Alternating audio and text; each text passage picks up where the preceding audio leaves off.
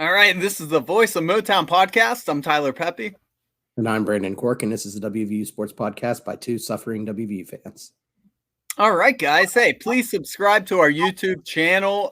We really want to get those numbers up, and we know a lot of you listen to us weekly. So please help us out and hit that subscribe button. It would be greatly appreciated. Even if you listen on Spotify or Apple Pod, please head over to YouTube and subscribe for us. So tonight we'll be recording 2 episodes. Later, we will be breaking down the Texas Tech matchup. But for this episode, we will be discussing West Virginia's victory over Baylor, the impact this has on Neal Brown's job security, and what was the biggest play of the game, because there was a lot to choose from. And that's just among many other things. So let's jump right into it. The Mountaineers get a much-needed win over Baylor, 43-40. This is WVU's first conference win this season, and they are back at 500 with a 3-3 record. A berth for a bowl game is still extremely realistic right now after this win, and fans got to witness a very fun and exciting game. So what are your thoughts on the victory? Yeah, it was definitely a fun game, and it was great to see WVU get a win in Big 12 play when it definitely seemed after that Texas game that it was kind of up in the air on whether we would get back into that win column and against who. That win definitely wasn't guaranteed. Both teams made a lot of mistakes to let the other team back into it, back-to-back interceptions, fumbles for, return for touchdown, blocked extra points, and things went WVU's way. What I was most encouraged about, I think, is that WVU came in to the second half and really kind of put their foot on the gas and committed to scoring points and trying to put as many points on the board as possible, as opposed to, in previous weeks where it seemed like they tried to slow down and, keep the tempo down. Baylor was definitely scoring at will, and WVU and Neal Brown decided that they had to do the same. And ultimately that worked out best for WVU because WVU made the least mistakes, even though that's not saying much, but came out on top, and that's all I can ask for. Yeah, 100%. I mean, WVU won the turnover battle 3-1. And if you want to count that blocked PAT, it was really 4-1. And they still just won by 3 points. So, I mean, we're very close to having a very different feeling after that game. But hey, take them when you can get them. And for me, this was the most exciting Mountaineer game so far this season. There were several memorable plays. The crowd was excited from start to finish. And this is easily the best win WVU has had so far this season. Townsend was an FCS school. Virginia Tech just isn't very good. So this one was just very satisfying, I think. And, I understand Baylor's having a down year for Baylor and their starting quarterback got hurt. But that victory over the Bears was just more enjoyable compared to those first 2 wins for me. And I feel like this game gives Mountaineer fans some hope to reach a bowl game. And, although this team still has improvements to make, without a doubt, this victory gave fans and this team, I think, a better outlook for the rest of the year. Because let's face it, if they lost Thursday, then a bowl berth was pretty much out of the question. Oh, for sure. I mean, I think things were definitely looking pretty dire, and WVU's 3 losses aren't really that bad looking back at them. I mean, Pitt's a really solid football team. Obviously, Kansas, before Jalen Daniels went down, is, probably still a top 25 football team. They have back-to-back losses now. And then, of course, Texas, played another close game against Iowa State, which they probably should have lost. But, yeah, I mean, the 3 losses we have aren't bad. I think what struck me the worst about the way we were playing during those games is, coaching decisions and little kind of micro decisions that happened during those games. And in the Baylor game, you really didn't see too much of that, especially in the second half. In the first half, you could argue there were some things that happened that, were kind of head scratching, but overall, we kind of adjusted. We came out there and played, and now we have an opportunity to get a bowl game. Obviously the schedule coming up is still pretty tough.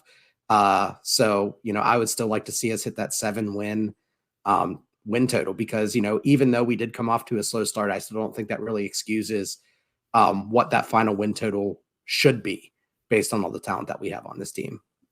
No, I'm with you. I mean, 7 is what I wanted from the get-go, and I'm still hoping for it. But at this point, I'll take 6 in a bowl berth and maybe get that 7 at a bowl game. We'll see. But you mentioned it earlier. WVU finally had the ball bounce their way a few times.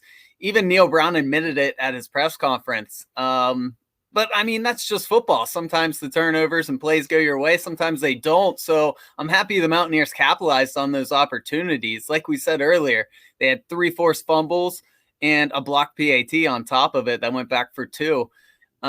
So what do you make of all the splash plays that they had on defense and special teams? Because we really haven't seen that all year. I think it really kind of goes to show how much the players believe in Neal Brown, that they're still playing hard. That was my biggest kind of question mark coming into this game, especially after how they came out of the gate against Texas and really, didn't show signs of life until that second half, how they were going to come out against Baylor, and they didn't stop fighting. So I think that goes to show that a lot of the guys still trusted Neal Brown. A lot of the guys still want to play tough for him, which is good. I mean, obviously you want your players to like your coaches. I think some of the turnovers on Baylor's part weren't necessarily Baylor's or what WVU's doing. I think it was just kind of, like you said, the ball bounced WVU's way, but the heads up play and the awareness and the ability for the West Virginia defenders to come up with the ball and make a play with it afterwards is, you have to give credit for that, because you have to capitalize on those, bobbles and muffs and everything else. And they actually did it. So, and it was a lot of fun to watch too. Cause I mean, as a WVU fan this year, I mean, we haven't really had too many opportunities outside of the Jacoby Spells pick 6, where the defense has done anything and produced anything worth cheering for. Most of the time it's just been hiding your head in your hands, and it's been painful. So even though the defense did not play well as a whole, having those turnovers makes it a little bit more palatable. I mean, obviously you don't want to be winning games 43-40. Yeah, you would like to, win by a couple scores or a touchdown or something a little comfortable. But if that's how we have to win, if we have to play more up tempo, if we have to trust on the defense just to capitalize on mistakes over time, because people are going to make mistakes in college football, I'm okay with winning that way. Yeah, I'm 100% with you. I think we even mentioned during the preview for Baylor that, if you're going to give up a lot of big plays, you at least have to be aggressive and create splash plays, which is exactly what they did. And I even remember Neal Brown saying he was going to emphasize special teams during WVU's long layoff after the Texas game. So it's good to see practice and hard work pay off, because that 3-point swing turned out to be the difference on Thursday with that block PAT being taken back. So, I mean, all of that leads us to our next topic, the big plays. There were so many big plays in this game. The strip sack by Sean Martin and Jazeer Cox taking it back for a touchdown was a huge swing. Baylor was leading 17-7 at that time. You could argue that the block PAT return for 2 points was the biggest play, because it was just such a big momentum swing in the fourth quarter. But for me, quite possibly the biggest play of the game was Andrew Wilson-Lamp's targeting penalty on Blake Shapen. And that's because Shapen seemed unstoppable up to that point, and that hit knocked him out of the game. And he was never able to return. So, I mean, obviously we hope Shapen's okay. That's not a play we root for, but that forced freshman Kieran Drones to play most of the second half. And initially, Drones picked up right where Shapen left off. He was 5 for 6 with a touchdown to start. However, he finished the game only going 2 for 7 after that, and he had an interception on top of it. So credit to West Virginia's defense for putting a lot of pressure on him and forcing Drones to make some bad decisions. But without a doubt, that was a huge turning point in the game. So what do you think of, what, in your opinion, what was the biggest play of the day? Yeah. First off, that hit, like you said, you never want to see that happen. I do think it was the right call. Shapen was kind of giving himself up. Lamp probably should have held up a little bit better. But those plays happen. And unfortunately we couldn't beat Baylor with Shapen. I think the win would have looked a lot better if we had, but I like you said, I hope Shapen all the best. And that was a big turning point for the game. But my biggest play was one that I think people maybe overlook a little bit more amongst this game that had so many big plays. And it was the 2nd and 1 run by Tony Mathis for 37 yards that took us within the 8-yard line on that final drive. And the reason I think that's the most important is because regardless of, some of those other, the block PAT, which a lot of people are going to highlight, that run still would have given us a chance to win the game regardless of what happened. We ran out the clock. We forced Baylor to burn timeouts there because we knew we could kick the game-winning field goal. But, in another scenario where that block PAT doesn't happen and the game is and we're losing by, I think 3 would be the scenario there. It's 1st and 10 within the 8-yard line, and we wouldn't have to burn clock and take the lead that way. Obviously it's not a given their defense would have stopped drones, but the moment definitely seemed a little too big for him there at the end. But I do think it kind of goes to show how hard WVU was trying, how well the offensive line played, how well Tony Mathis played, and even Sam James had an incredible block downfield that would have allowed that kind of broke Tony free into the secondary, because without that block, he might have only ran for 15 yards instead of 37. So, it showed the fight, and I think it epitomized the way that the WVU offense played that on Saturday. Yeah, I'm with you. That was huge because, without that play, the game probably goes into overtime. And I mean, look at how the Kansas game ended. You could argue WVU had the momentum. They scored the last points heading into overtime, and we still lost that game. So that was absolutely a huge play by Mathis to really just put the nail in the coffin and secure the win. But I mean, let's talk about the quarterback situation a little more with Baylor, because it was concerning. I mean, a lot of people are kind of glossing over it since WVU did win, but our secondary is still a very big concern. And let's talk about it, why they might have struggled. First off, the defense lost 4 players throughout that game. McCormick and Ajayi both got injured in the first half, and they never came back. They didn't finish the game. Andrew Wilson-Lamp was ejected due to that targeting call we were just talking about. And Sean Martin got banged up in that game as well and didn't, he wasn't able to finish. It was kind of late in the game, but still, I mean, that's a big guy to be missing late in the game. So big props for still fighting and finding a way to win. WVU's coaching staff had to get creative, though. They moved safety Ruffin to cornerback for much of the second half. So what's your opinion on WVU's secondary? Because overall, they had a pretty rough performance, but, they did fight and claw their way back, and they got the job done in the end. Yeah, I mean, you have to give kudos to the secondary for kind of filling in whenever all those players went out. I mean, that's a tough situation for anyone to be in, but Baylor was still striking us even regardless of who was out there, and it kind of exasperates and highlights the fact of how bad we are back there. The kind of encouraging thing, though, was that, our defensive line still looked good. I know we only had 2 sacks, but we had 16 pressures against Baylor. It seemed like we were winning at the point of attack. Baylor likes to run the ball. And, obviously it seemed like Baylor was leaning heavy pass because they knew we could be beat there. But, our defensive line also is a reason why I think Baylor didn't lean so heavy on the run. They also had an injury to their running back, Craig Williams, I think it was. He got hurt on a kickoff return. But even then, I mean, the defensive front played really well. And honestly, I would like to see us find more creative ways to get them more involved, because it seems like we kind of rely on them to just do things on their own and put 4 guys up there and then drop 8 back or 7 back and, just put a blanket back there so that maybe we don't get shredded.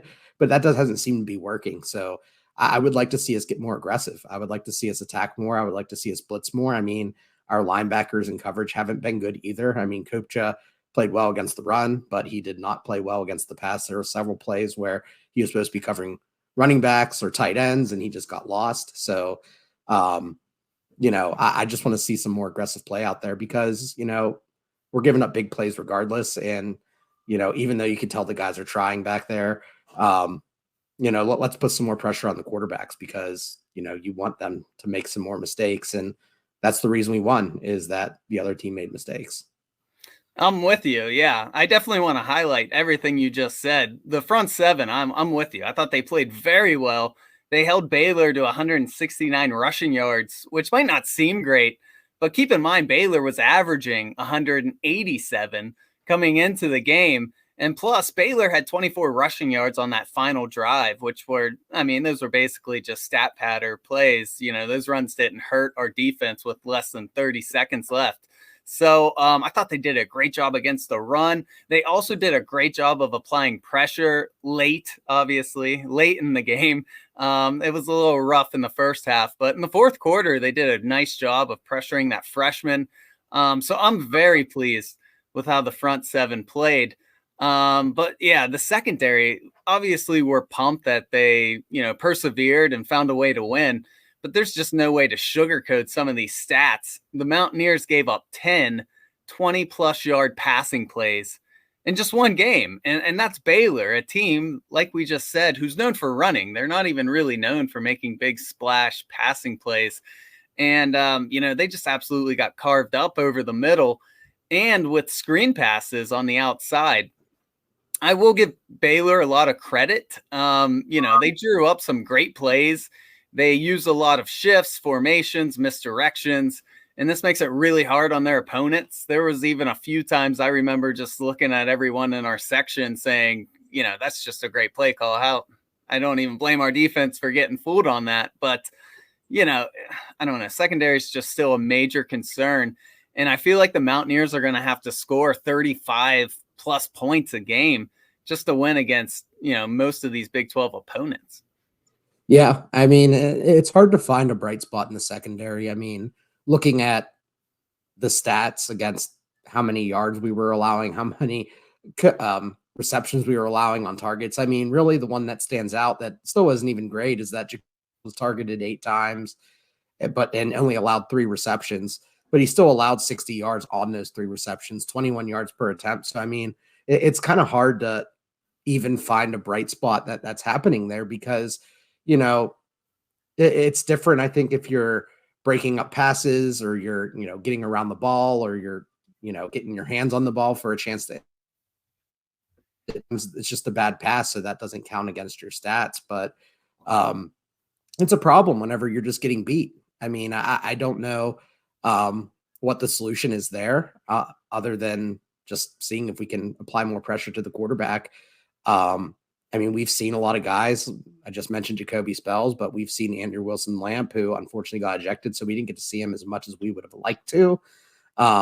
We didn't see too much Mumu bin Wahad. But we've seen a lot of Ajayi, we've seen a lot of Mollinger, we've seen a lot of Cox, Burks and everyone else. And I think Burks has played well, even though he had a bad game on Saturday he had 4 missed tackles. He also allowed 60 yards in receptions on 2 catches. So, I mean, it's just bad all the way around. And, I don't know if it's scheme. I don't know if we're just playing too conservative because of how badly we know we can get beat. It's just kind of baffling as to what the solution is to how to make the secondary better. Yeah, and one thing that we might be able to hang our hat on is Charles Woods is expected to come back soon. So maybe he'll be back against TCU, maybe Iowa State. We don't know for sure, but it looks like he's trending in the right direction. And obviously that'll help. But the question is, how healthy is he going to be? It's hard to believe he'll be 100% after a pretty big injury like that. Maybe he'll be 80, 90, but every little bit helps. But I hope people aren't expecting a miracle once Woods returns, because he can't fix this entire secondary by himself. No way. I mean, he's good, and maybe he can, shift the focus from one side of the field to, if he can operate on an island, maybe you're able to shift coverage to the other side. And then, if he allows a few catches, you'll live with it because that he's not going to get beat deep. And then you could shift safeties over to the other side and just kind of overload and make sure that side's handled. Obviously that's not without its faults as well, but it's an idea to play around with. I mean, at this point, I'm okay with Jordan Ledsley throwing the kitchen sink at it. If he wanted to go with like 8 guys in the box and just 3 guys playing over top as like super safeties in like a prevent style defense, I mean, I'd be willing to give it a shot. I mean, at this point, I just want to see the defense kind of excel at something in that back half, because it really just hasn't been impressive in any way, shape, or form against the pass. And it's a huge problem, especially being in the Big 12. You know, if this was the Big 10, you know, maybe you get a little scared when you play Ohio State, but everyone else, you can probably live without a great secondary. But this is the Big 12. Everyone has an air raid style offense. Everyone has a quarterback who can sling it. Everyone has at least one wide receiver who's got to torch you deep. So you got to have some sort of stability back there. And it's just interesting how we got to this situation, because, you know, our secondary has never been anywhere close to this bad up during the Neal Brown era and towards the latter half of the Dana Holgorsen era. I mean, during the early half of Dana Holgorsen, our secondary was really bad as well. I mean, we all remember the Baylor game, as much fun as it was to watch. There was no defense being played, and that was kind of his MO there. But I mean, we need bodies. If we have a lot of young guys and we have a lot of old guys, but there's really no one in between who's ready to play. And that's a big issue. Yeah, I mean, one thing Woods might be able to help this defense do is we keep talking about it. We want them to be more aggressive, to make splash plays, because you're giving up those chunk plays regardless. So why not be aggressive and create turnovers like we saw on Thursday? I mean, again, 3 turnovers, a blocked PAT. Now, obviously, I mean, this isn't a video game. You can't blitz every single down. You got to kind of keep the defense guessing. You got to try to disguise where the pressure is coming from. But being more aggressive seems like the way to go for this D, because like we keep saying, the chunk plays are coming regardless. And this team likes to play zone to try to mask those secondary issues. So I wonder if they will try more man coverage once Charles Woods comes back. I'm sure, again, his level of play and how healthy he really is will be a big factor in that. But it will be interesting to see how they change their strategy on defense once he returns, because obviously he is a guy who can lock down, you know, their best receiver. And maybe you're more willing to risk man coverage and bring a big blitz from time to time. Yeah. Yeah. Or we could blitz 7 every play and then just play press coverage on the outside and try to bully all the receivers for 2 seconds so we can get a sack. I don't know. But I mean, they talked about they wanted to play more man coverage this year because we were more athletic, but being able to play man coverage is more than just athleticism. You got to have awareness. You got to have some skill back there. And it's tough. I mean, you look at why some of the best, most coveted players in the NFL are top tier cornerbacks who can shadow guys and, you know, you can put them on an island. They take away the entire side of the field with their pass coverage ability. It's because it's hard, you know, and the ability to just take one guy out of the play all by yourself and not needing to worry about getting additional help or whether you're going to get beat is hugely valuable. And in the Big 12 and in college football, where the air raid is so prevalent, where it is designed to create space, where it's designed to, you know, run short, efficient routes, that's really hard to cover in short spaces. I think it's hard to play man unless you have some really, really, really good guys out there. So as much as they may want to play man, I don't know if we'll ever be able to fully play man this year. Now, maybe these young guys can develop into guys who can be really good. I mean, obviously, it would have been great to have Daryl Porter out this year as well, because he was pretty good in man coverage, and that's kind of the guys you want. But we have a lot of gaps to fill, and these young guys have all the opportunities in the world. So I'm really hoping that they put in the work so that, you know, they're ready next year or the year after that, and they're able to play the man coverage like Jordan Leslie wants them to. Yeah, I'm with you. And, you know, we don't want to be too negative after a big win, but obviously there's still concerns there. So we thought that was worth discussing. But let's shift gears a little bit to the offense, who had a great day. WVU's offense had a bit of a rough first half, but they really found their groove in the second half of the game. They totaled 500 yards for the day, and they ran well. They passed well. I just thought they looked excellent in all phases. So what do you think of the offense? Yeah. Ways. Obviously, that late was not ideal, But other than that, accurate, efficient, got the ball where he needed it to go to. Of course, you have the offensive line, who I thought played a stellar game against the defensive line that it seemed like, could have been a tough matchup. I mean, that Ika defensive tackle, that was a big highlighting point that a lot of experts were talking about. Zach Frazier against him. And Zach Frazier, I think, pretty easily won that. The offensive line as a whole played really pretty solid. I mean, Wyatt Milam had a good game. Doug Nestor had a good game. Gamitter had a solid game. I mean, it was just a great game all around. And, especially in the run game, because that is a very good Baylor rush defense.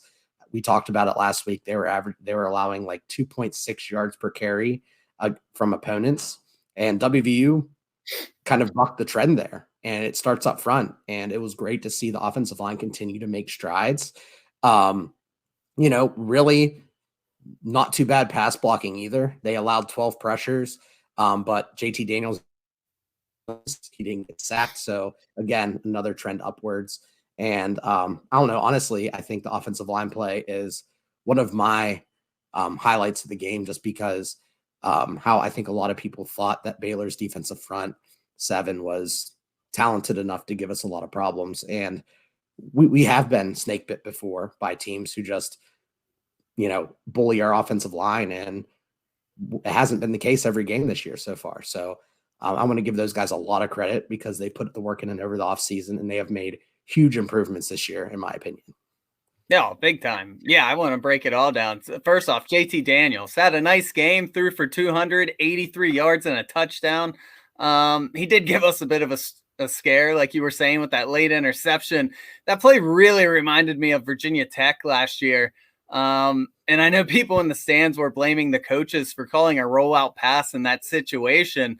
But to me, that's not on the coaches. That was on JT. He's a senior quarterback who, of course, you're going to trust. And, you just got to eat that and take a sack or throw the ball away in that situation. But the linemen, of course, didn't do them any favors before that pick, because we got a false start on first down after a big interception. And so I think the call was fine. The only thing you could argue that was bad about JT's game was he was not passing well when he was on the move. And, that's something I've seen a lot lately.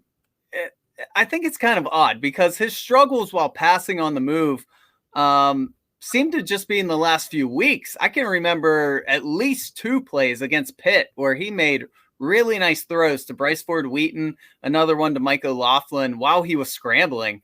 But ever since, for whatever reason, he's just looked really bad when he's scrambling. He threw behind Prather a couple times against Baylor.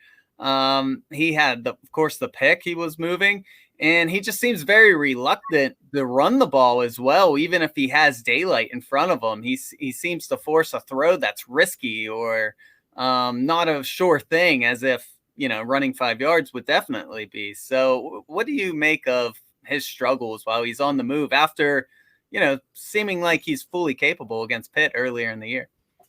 Yeah, I think, the Pitt game was probably a little different just because it was his first game back. The play calling was probably a little bit more simplified then. I mean, obviously he had been there most of the summer, so he does have some grasp of the playbook, but I definitely don't think the whole offensive playbook was open then. The thing that impressed me most about him during that Pitt game was his pocket presence, and stepping up in the pocket. He would move outside a little bit, but he really seems to prefer to have his feet set when he throws. And I don't think that's an issue. I mean, I think that's just something you have to kind of coach around. Obviously, you would like to be able to have a quarterback you can run rollouts with. And obviously, if he wants to play in the next level, he's going to have to add that to his game in some way, shape, or form. You can't always just be stationary with your feet planted and throw the ball. I mean, you're very limited as a quarterback if you do that. But, it's kind of, I think that's just his preferred style, is being in the pocket, navigating it, being able to keep his eyes downfield, not have to worry about the other things around him. So, for his time at WVU, I'm not super concerned with it. I definitely think that it's something that Graham Harrell can say, this just isn't going to work. We're just not going to run rollouts, or if we are going to run rollouts, you're going to either throw it to this guy, you're going to throw it away. I mean, simplify it for him. and make sure that his reads are throws that he can make with that. And then that's just something you work on in the off season. So, yeah, I mean, it's definitely, it does kind of strike a chord where it seems a little concerning, but to me, I'm not super concerned with it because I think we can work around it. Yeah, well, the thing is, I mean, most of the time he's scrambling and throwing bad throws. It's not by design. It's because he's getting away from pressure. And then, like the two to the Prather were him just scrambling away from pressure, which is good that he's getting away. But then at the same time, we're all having heart attacks when he's throwing these terrible throws, getting wide receivers killed and almost throwing picks.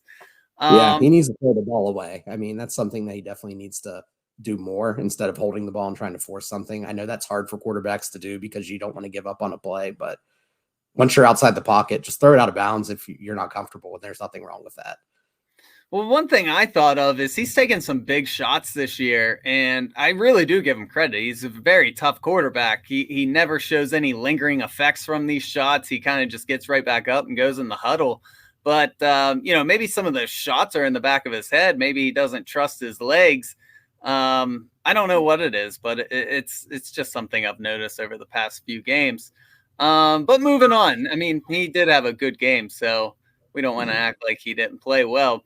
But also, the wide receivers had a great day, not just catching, but run blocking as well. Neal Brown mentioned this, and I have to agree. We criticize the wide receivers a lot when they have bad games, like they did against Texas. So when they have a day like Thursday night, we really need to give them their props and praise. So what's your opinion on the wide receivers?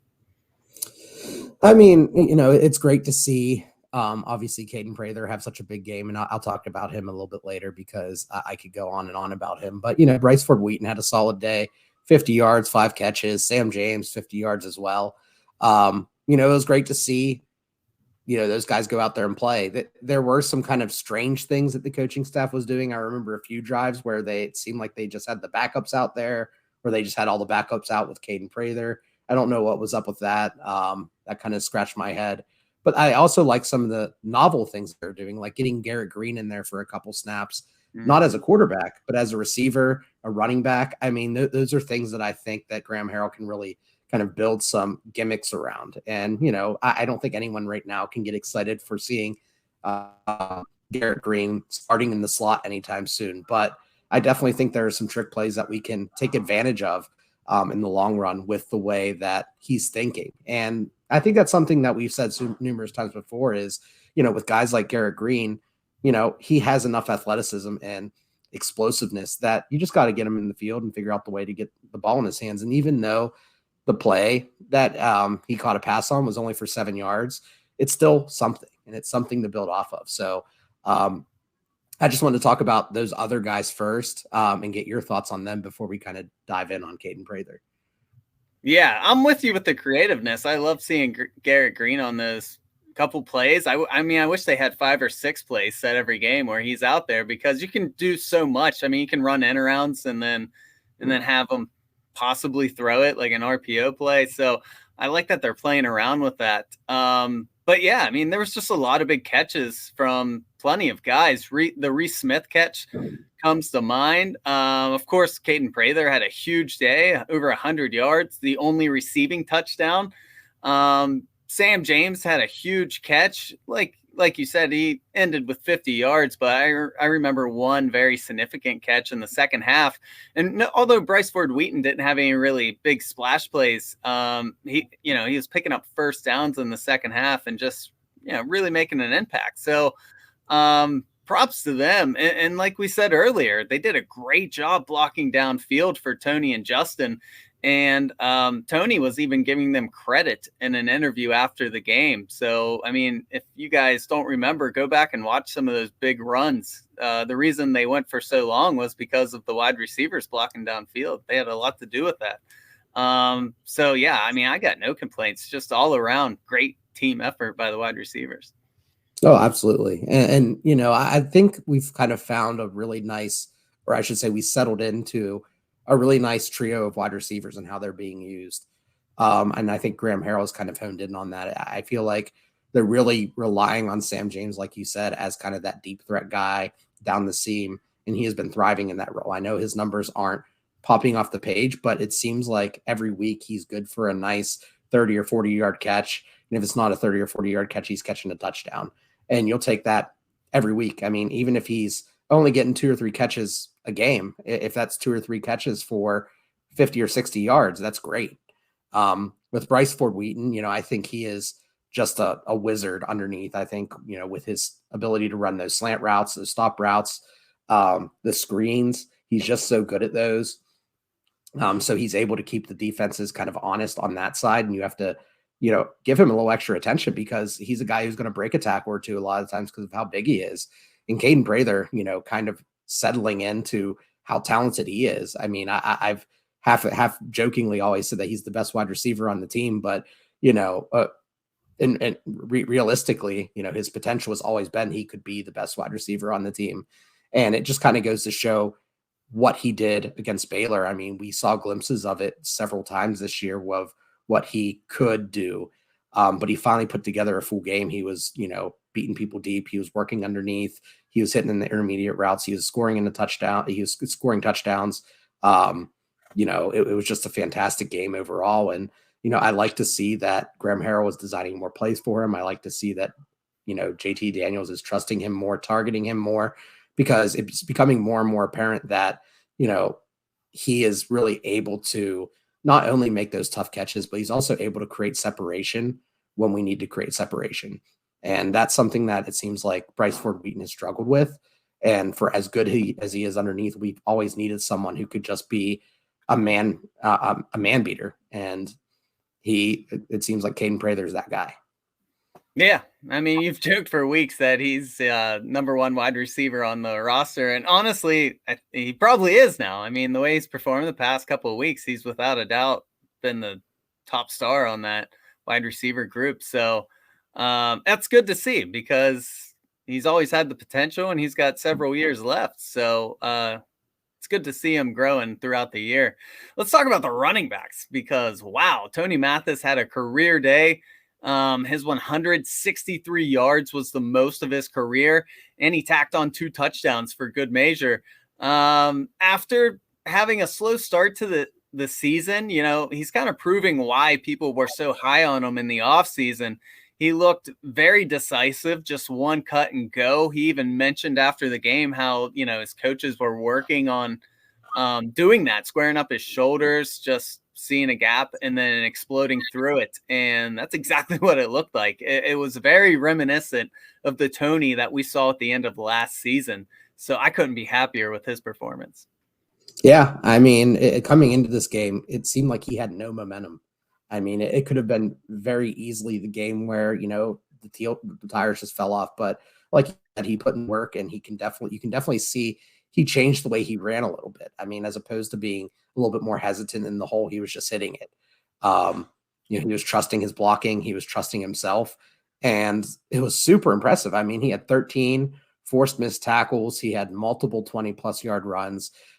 He wasn't just doing it on one side. He was running all over the place, left side, right side, up the middle. He didn't make it predictable.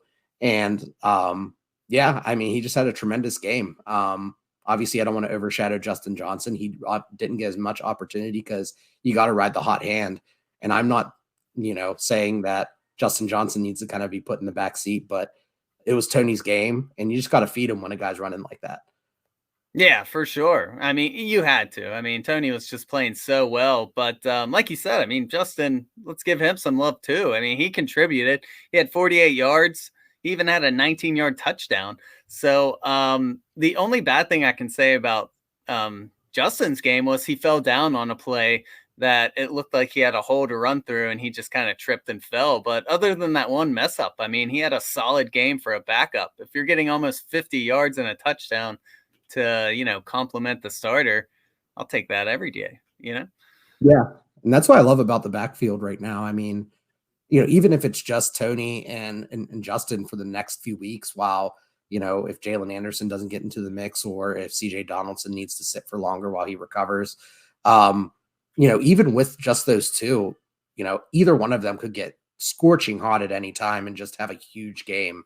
So, I mean, there's going to be games like this where Tony gets 20 plus carries, and there are going to be games where Justin Johnson gets 20 plus carries as well. And I feel confident whichever direction the coaching staff decides to go, because I honestly think these two guys are both legit, starting caliber running backs. And we are super, super lucky to have this much talent in our backfield right now. Yeah, it's a good problem to have when you're debating who to throw out there because everyone's playing so well. And I saw CJ Donaldson is on the depth chart for Texas Tech. Now, that does not mean he's coming back, but to me, that's a sign that he's trending in the right direction. So even though he might not be back for the Tech game, I imagine he'll at least be back for TCU. So that's always a positive sign to see. But the offensive line, yeah, I mean, you mentioned them earlier. All of this wouldn't be possible without how well they played. They were just excellent. 0 sacks allowed. I believe JT was only really hit one time. They were just great in the running game as well, opening up lanes for Tony and Justin. I mean, this was very encouraging to see. This might have been the most exciting thing to see throughout that whole game, because if they can keep this up, there's really no reason this offense isn't going to do a lot of damage in these last 6 games. Yeah, I mean, there have been times the past couple of years where it seems like in games where we said, we need to just not be terrible on the offensive line and we would just fall apart. The offensive line seems complete opposite of that now. They're dominating games. Obviously, the Texas game, I think, was a little bit more of an outlier, for multiple reasons. And I'm not sure what those reasons are, but there's probably lots of good reasons as to why they kind of imploded there. But, majority of the games, they've surprised me. Even the Pitt game, while they did allow sacks, 2 of them were late. And most of the time they gave JT Daniels a pocket to operate in, even as small as it was. They've made strides all game long. Obviously, I still think there's one spot on that offensive line where I'm not sure who should be playing there. I know Jaquay Hubbard's been playing there and he's been up and down. Brandon Yates has been playing there. He's been up and down. Jordan White's been up and down with injuries. So, I mean, I definitely think once we get that 5th spot ironed out, the offensive line could even get better this year. And, when you have an offensive line where you have 5 guys that aren't weak at their position, you can really control games and not only get the running game going, but give someone like JT Daniels more time to make big plays. So it's probably the area of the team that I've seen the most progress in so far this season. And I know we all give Matt Moore a hard time. So give credit where credit is due, I guess. Yeah. Oh, yeah. 100%. I mean, if you're performing well, you're going to be showered with praise. If you're, I mean, that's just how our fan base is, which, hey, that's a good thing. It's a good thing that they're passionate. And the last thing we wanted to talk about today is, I think it's worth asking, does this win affect Neal Brown's job security? So I'll let you go first on that one. Sure. So before the Baylor game, I was at a 10 out of 10 in terms of how hot Neal Brown's seat was. I think with the win earlier today, I was thinking and being ridiculous. And I was like, I'm probably at like a 9.5 now. But the more I kind of think of it, I think I can say 8. I still think the seat's hot. I still think he needs to get a nice win. Obviously, Baylor should finish with a winning record. But, you kind of got to prove that you can beat teams that you're capable of beating. And this next Saturday is a game that, Texas Tech is a beatable team. I would like to see him pull off an upset. And, he's going to have some opportunities to do that. He has Oklahoma State. He has Kansas State. He has TCU. And we'll see where Oklahoma is at when we play them, because they could always shoot up because they're Oklahoma, name recognition. So he needs to get, something that we've said for a while now, a signature win. And a signature win isn't beating Baylor at home, who hasn't won in Morgantown ever. A signature win is beating a ranked team. Doesn't matter if it's on the road, doesn't matter if it's at home, beat a ranked team. And I would love to circle TCU as that game, because it's a great way to get fans back in the stadium. And I know I'm looking ahead, skipping a week, but that's a game I'm really looking forward to being in Milan Puskar Stadium for. And it's a game that, if we can take care of business this Saturday against Texas Tech, it could be really exciting, because you get some fans buying back in and we can get loud, and it's tough to play in Morgantown. Yeah. Yeah, yeah, I'm with you. And I think this win will definitely give Neal Brown a longer leash. But I also saw a team on Thursday who hasn't given up on their coach. So I thought that was huge. Not only was this a big win, but we all saw Coach Brown's players giving maximum effort and playing hard from start to finish. And I think that's just as important as a victory at this point in Coach Brown's tenure here at WVU. That really does speak volumes to how well Neal connects with his players. Now, obviously, you can connect with your players all you want. If you're not producing wins, then the fan base is still going to turn on you. However, after seeing that effort from his team and walking out of there with an exciting win, I think it's safe to say he hasn't lost that locker room yet, which is just so important for his future here at WVU. Because once a coach loses his players, then it's just a matter of time before he's gone. So I would probably knock him down to like a 6 or a 7 if we're doing it by a scale. I think that gives him definitely a longer leash. But I mean, this is a week to week thing. I mean, if you go out Saturday and lay an egg, everyone's going to be calling for his job again. So what I really want to see WV do is just really ride some momentum. I mean, Neal Brown hasn't won 3 straight games since he's been here, I don't think. So, what we really need to see out of him is just consistency from week to week. And even if, you're consistently playing well and losing in close games, I think fans can be a little more forgiving. The reason the fan base seems to be so hot and cold with him is because it's just Jekyll and Hyde with his teams. You'll see them implode one week, and then the next week they seem to all bind together and put on a great performance. I just want to see it consistently on a week to week basis.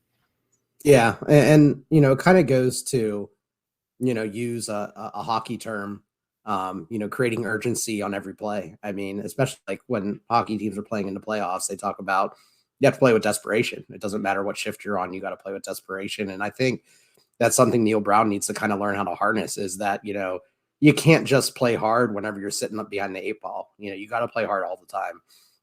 And, maybe that's something he's learning now. Obviously, the turnaround in the second half of the Texas game was encouraging. The way they kind of bounced back, hung around with Baylor, and then came back in the second half and won that game was encouraging. But I want to see us play a full 4 quarters against a good Big 12 team, and I'm not sure if Texas Tech is that. I think Texas Tech isn't a bad Big 12 team, but I definitely think it's a game that I want to see him, like you said, consistency, put forward a consistent 4 quarters. There's going to be mistakes. There's going to be penalties. There's going to be turnovers. I can forgive that as long as it's not in the worst possible time. But yeah, I mean, and you bring up a really good point too about the players trusting him. I'm going to be interested to see in the off season how many of these players kind of stick around and, stick behind their word because the transfer portal is still around. And I think there's a change to the transfer rule where there's transfer windows now. And I don't think we're in a transfer window right now. So I don't think players can transfer. I have to verify that, but I think that's the rule now. But, I'm interested to see what happens at the end of the season. And it's also going to come into like how we finish the season too. So there's a lot of variables in play that we're just not going to know the answer to until after that Oklahoma State game. But the only way that Neal Brown can kind of control is to continue winning. I'm with you. Yeah. And just give him more credit with how he connects with players. We had a recruit, I think his name was Jaheim Hunt, or sorry, Jaheim White. Yeah.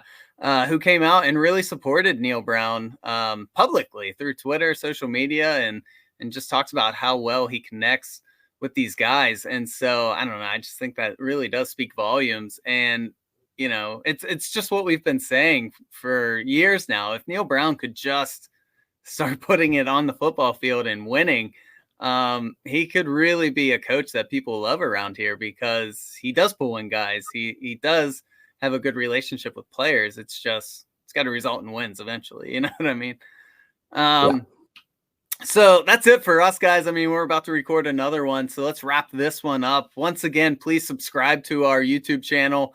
We really want to get those numbers up. And like we said, we know a lot of you listen weekly, so please just help us out and hit that subscribe button. And other than that, thank you very much. We appreciate the support. We will catch you on the next episode.